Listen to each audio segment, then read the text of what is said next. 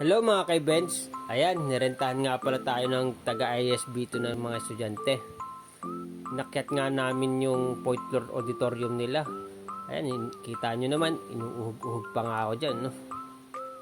Bale, kasama ko nga pala si Kuya Ariel sa pag-aakyat. Pinauna ko na lang nung tapos na kaming magkarga. Bale, ayan yung 8 ilaw na ikakabit natin doon sa light stand. Medyo mahigpit nga pala yung tornilyo dyan para secure natin lagi para hindi mawala. Madalas kasing nawawala yan tuwing event. Yan, testingin na natin yung ilaw.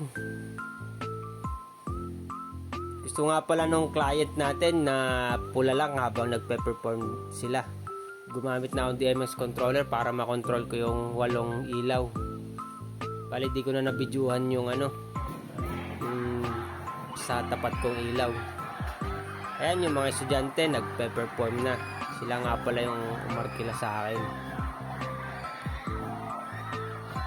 Bali patapos na dyan yung event.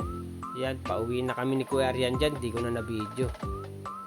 Hanggang sa muli. Salamat!